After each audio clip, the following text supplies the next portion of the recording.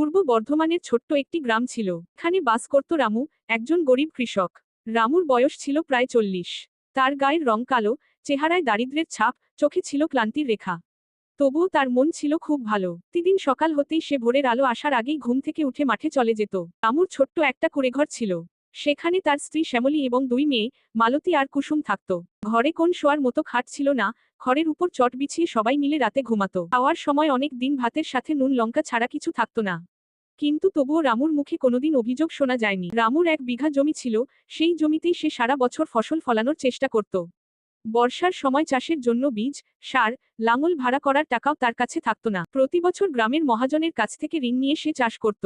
ফসল ভালো হলে ঋণ শোধ করত, না হলে ঋণের বোঝা আরো বেড়ে যেত। এক বছর বর্ষার সময় হঠাৎ করে বৃষ্টি বন্ধ হয়ে গেল। রামুর জমিতে ফাটল ধরতে লাগলো। ধানের গাছ শুকিয়ে যেতে লাগল। রামু প্রতিদিন সকালে জলপাথর দিয়ে কোনোমতে গাছগুলিকে বাঁচিয়ে রাখার চেষ্টা করত।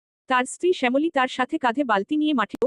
মেয়েরা কাঁদত ক্ষুধার জন্য, কিন্তু রামু কিছুতেই হার মানতে চাইত না। কিন্তু একদিন বিকেলে হঠাৎ করে কালো মেঘ করে এল, মনে হলো এবার বৃষ্টি হবে। রামুর চোখে আনন্দের জল চলে এল। সে চিৎকার করে স্ত্রীকে ডাকলো, শ্যামলী, দেখ বৃষ্টি আসছে। শ্যামলীও ছুটে এল। দুজনেই খোলা আকাশের নিচে দাঁড়িয়ে হাত তুলে প্রার্থনা করতে লাগলো, হে ভগবান, এবার যেন ভালো বৃষ্টি হয়। বৃষ্টি হলো।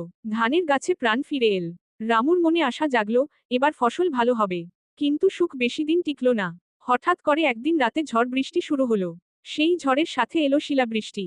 রামুর সবুজ ধানের ক্ষেতে শিল পড়ে গাছ ভেঙে গেল। ফসলের আশা শেষ।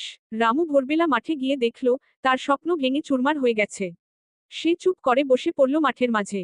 শ্যামলী ছুটে এল, বলল, এভাবে ভেঙে পড়লে হবে না রামু, আবার চেষ্টা করতে হবে।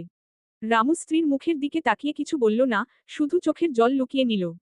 গ্রামের মহাজনের এসে বলল, এইবার যা হয়েছে তাতে ঋণ শোধ করতে পারবি না রামু, কিন্তু তোর গরুটা নিয়ে যেতে হবে। রামুর একমাত্র গরু, যার দুধ বিক্রি করে সে মেয়েদের জন্য চাল কিনত। গরুটি চলে গেল মহাজনের কাছে। রামু আর কিছু বলতে পারল না। সে কাঁদতে কাঁদতে বাড়ি ফিরে এল। দিন যেতে লাগলো। মেয়েরা ক্ষুধার্ত অবস্থায় স্কুলে যেত। অনেক সময় স্কুলে গিয়ে খাবারের জন্য বসে থাকত। রামু তাদেরকে বলতে পারত না যে তার কাছে খাবার কেনার মতো টাকাও নেই। একদিন রামু ঠিক করল, সে গ্রামের কাছে একটা নদীর পাড়ে গিয়ে মাছ ধরবে। পুরনো একটি জাল নিয়ে গেল। দিনের পর দিন চেষ্টা করল, কয়েকটি ছোট মাছ ধরল, সেই মাছ বিক্রি করে কিছু চাল কিনল। এভাবে কিছু দিন চলল। তবে রামুর মনে ছিল আশা। সে ভাবত, যদি আবার পরের বছর ভালো বৃষ্টি হয়, আমি আবার চাষ করব। আমার মেয়েদের ঠিকমতো খাওয়াব, তাদের পড়াশোনা চালিয়ে নিয়ে যাব। পরের বছর বৃষ্টি ঠিকমতো হলো। রামু আবার জমিতে কাজ শুরু করল। শ্যামলী তার সাথে সাহায্য করতে লাগল। মেয়েরা স্কুল থেকে এসে বাবার জন্য জল নিয়ে যেত। ফসল বড় হতে লাগল। রামুর চোখে আনন্দের হাসি ফুটে উঠল। কিন্তু হঠাৎ একদিন গ্রামের মহাজনের আবার এল। সে রামুকে বলল, তোর পুরনো ঋণ এখনো বাকি আছে, এবার ফসল কাটলে আমার টাকা শোধ করতে হবে। রামু মাথা নত করে বলল, হ্যাঁ দাদা, এইবার ফসল বিক্রি করে আপনার টাকা শোধ কর। কয়েক মাস পর রামুর জমিতে সোনালি ধান দুলতে লাগল। এবার সত্যিই ফসল ভালো হলো।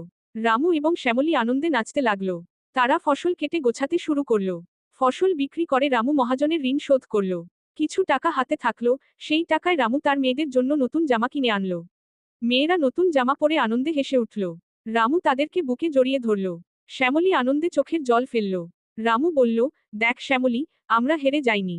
আমরা লড়াই করেছি, আবার উঠেছি। তারপরের বছর রামু আর মহাজনের কাছে ঋণ নিল না।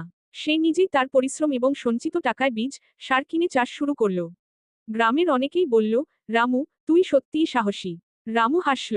সে জানত, কৃষকের জীবন সহজ নয়। কিন্তু আশা ছাড়া কৃষকের বেঁচে থাকা সম্ভব নয়। যেদিন ফসলের মাঠে বাতাসে ধান দুলতে থাকে, কৃষকের মুখে তখন সত্যিকারের হাসি ফোটে। রামুর সেই হাসিই ছিল তার জীবনের সবচেয়ে বড় সাফল্য। রামু তার 2 মেয়েকে শিক্ষিত করে তুলতে চাইল। সে বলল, তোমরা বড় হয়ে শিক্ষিত মানুষ হবে, যাতে তোমাদেরকে কৃষকের মতো এই দারিদ্র্যের সাথে লড়াই করতে না হয়। কিন্তু কখনো পরিশ্রমকে ভয় পাবে না। মেয়েরা বাবার কথা শুনে মাথা নাড়ল।